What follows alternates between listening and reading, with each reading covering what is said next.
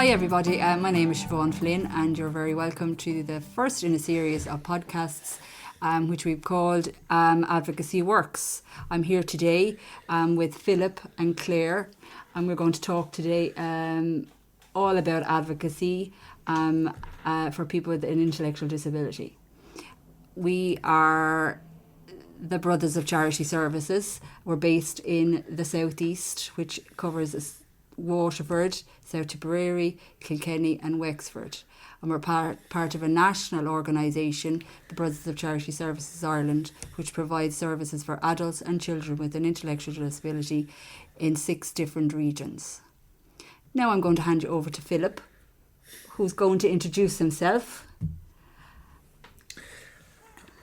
Hi, my name is Philip Crosby and I'm the chairperson of the Regional Advocacy Council, Brothers of Charity Ireland South East. I took up this post in May 23 of this year. 2023, wasn't it? Yeah. Last year, yeah. And would you like to tell people a little bit about yourself, Philip? Whereabouts do you live? I live in Waterford. Okay, are you originally from Waterford? No, I was originally born in Galway. Oh, you're born in Galway. And have you lived in Waterford for a long time? I lived in Waterford for years. For years, so a long time now. Yeah. Okay. Did you go to school in Waterford? No, I went to school in the boarding school in England. A boarding school in England. And then you came back to Ireland? I did, yeah. Yeah, and then you're living in Waterford. And so you're in the Brothers of Charity Services. How many years? I reckon about 30, I reckon. Yeah, it's over 30 years now. Yeah. Okay, what do you do? What day service do you attend? I attend Tory Landscaping Services. Tory Landscaping. And what kind of things do you do in landscaping? We do cutting grass, pruning hedges, all that kind of stuff. Okay, and do you do other things as well though? Do different courses and things like that? Yeah. Okay, what kind of courses do you do? I do driver's theory test course and computers and DIY woodwork course as well. Oh, very good, woodwork course. And what kind of things do you like to do during your time off?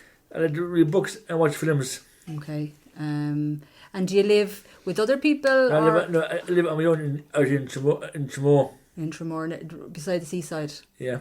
Do you like living in Tramore? I do love it. You love it. And do you do any sports? I play table tennis and swimming and I'm part of the Special Olympics. Table tennis and swimming with Special Olympics? Yeah. Okay, that's great, Philip. Thanks for that. Now we'll come over to Claire. Hello, my name is Claire Powell.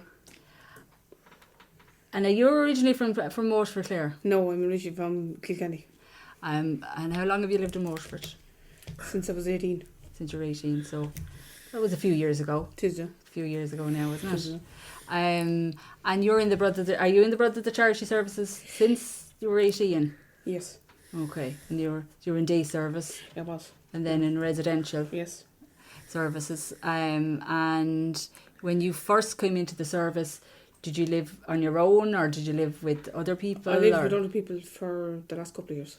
Few years. Yeah. And then only recently Only in the last few months I'm starting to live by myself now. And how is that going? Fairly good because it's very close to work. Very close to work. And do you like living on your own? I do, yeah. What is it that you like about living on your own? I can have my fiancé over and get married in a couple of years. It's great. Congratulations, Claire. Thank you. You're engaged. I am, yeah. Planning your wedding. Yes. It's great, isn't it? Good, isn't it, Philip? It is. It's great to have something like that to look forward to. It is. Very good. So what kind of things do you like to do in your spare time, Claire? Oh, sure. I go to the pub to watch Liverpool. I support Liverpool as well. Very good. And my fiancé Robbie actually comes out with me as well. Okay, and how are Liverpool doing in the They're league? second in the league. Very good. They're doing okay this year, aren't they? Yeah. Very good. And then, but you also work. You have a paid job as well, don't you? I do. 2 days a week, Thursday and Friday. I do reception there in the main building in Waterford as well. So you're employed by the Brothers of I am, Charity. yeah. You're working as an employee. Yes. And you work in their reception. I do. Well, that's great. Well, that's good. So this is our first episode. And it's going to be just a little introduction, Yeah. really, to see how what advocacy is all about, and and the importance of it for people with an intellectual disability and for people within services and also outside of services.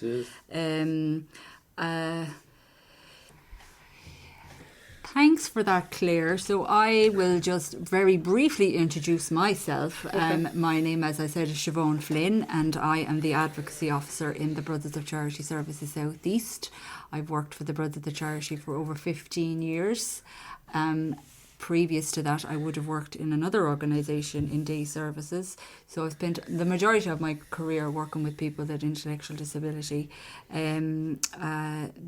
My current role is a full-time post, and just very recently I become full-time advocacy officer. Previous to that, I worked as a part-time training officer and a part-time advocacy officer.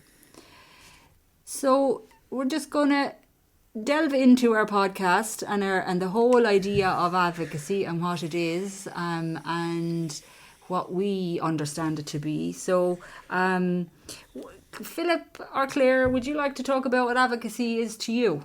What it means to you, or what your understanding of it is, or if you were to explain it to somebody who'd never heard about advocacy, what would you say it is?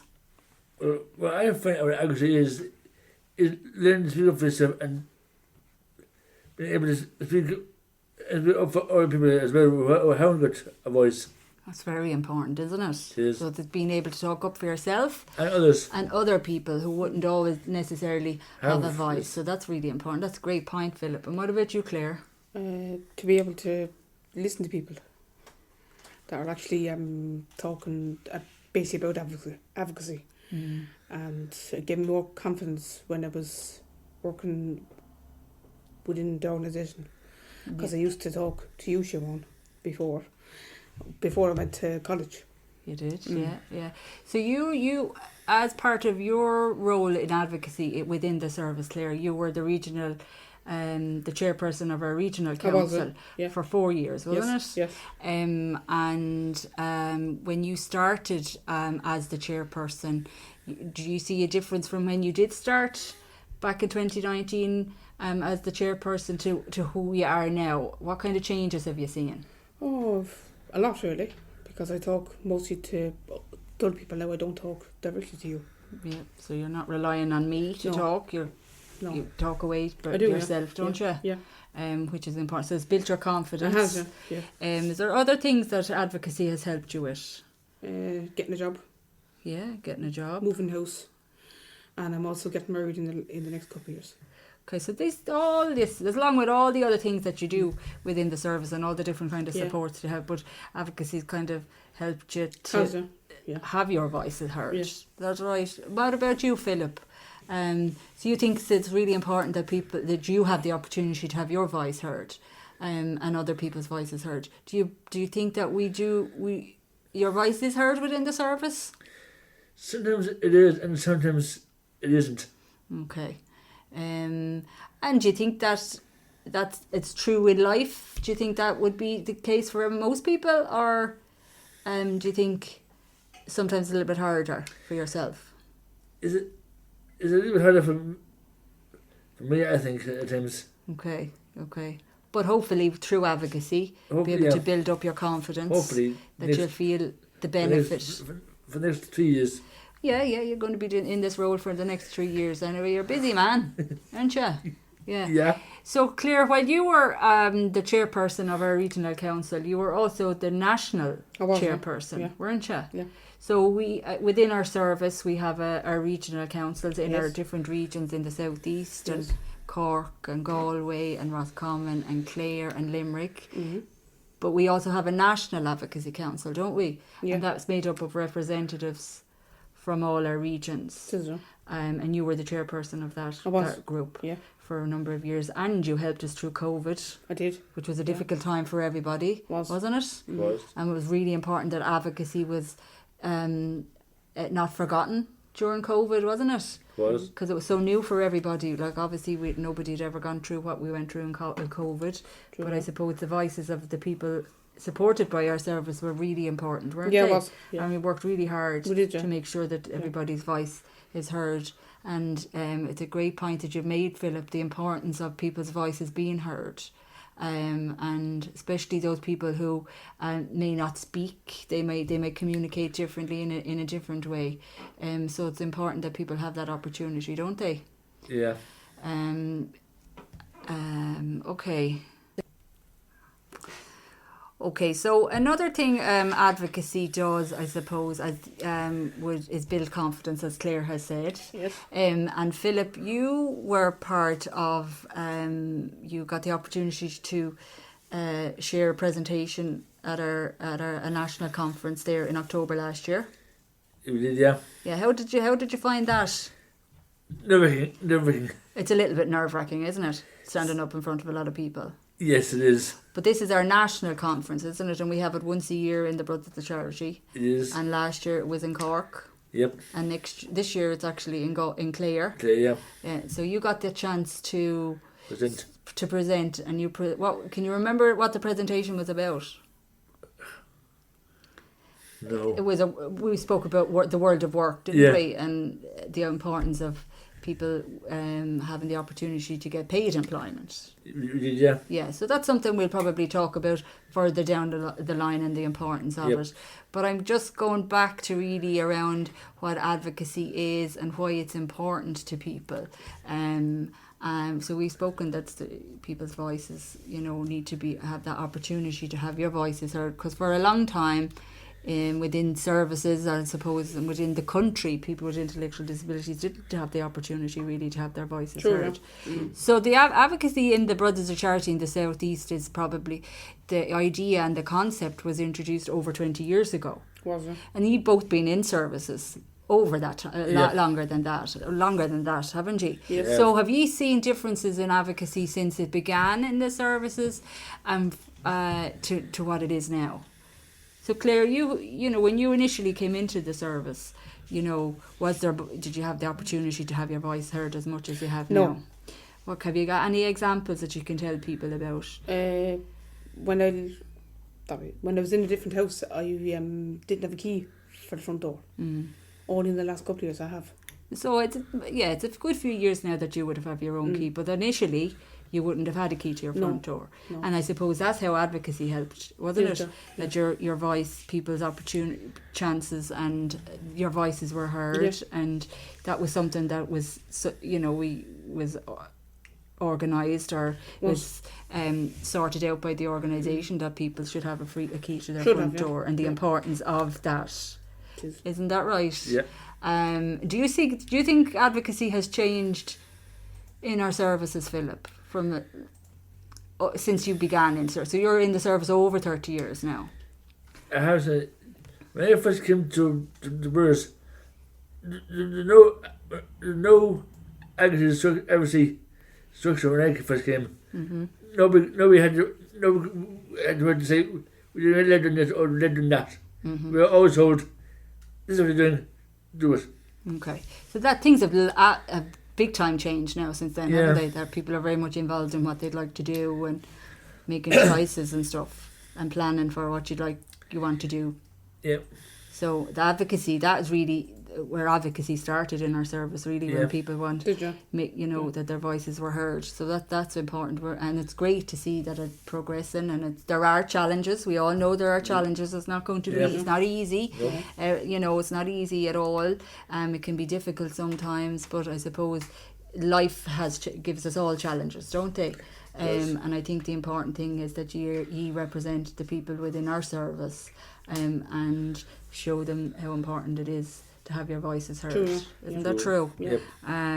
Okay. I suppose, what other things has advocacy done for you?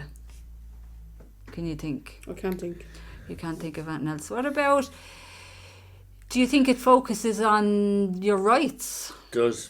Yeah. Do you think rights are important to people with intellectual disabilities? The rights are important for people with disabilities.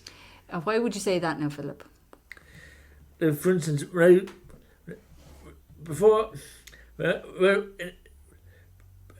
we're waiting for Martin to come in the morning to open up the shed. Okay. But now, since I have my own keys to the unit, I can now open up, do myself in the mornings.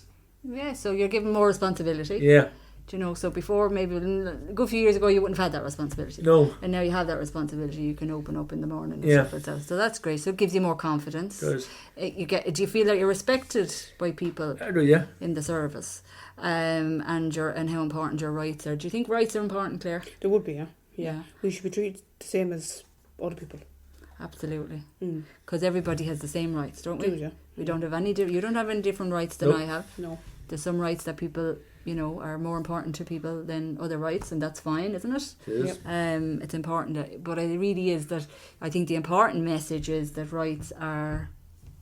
Everybody has the same rights as each other. They So- do. That's really important, isn't Yes. it? Just, And we will go into that a bit more in some of the other episodes where we'll talk about different areas of rights and the importance of it, and the UN Convention and things like that.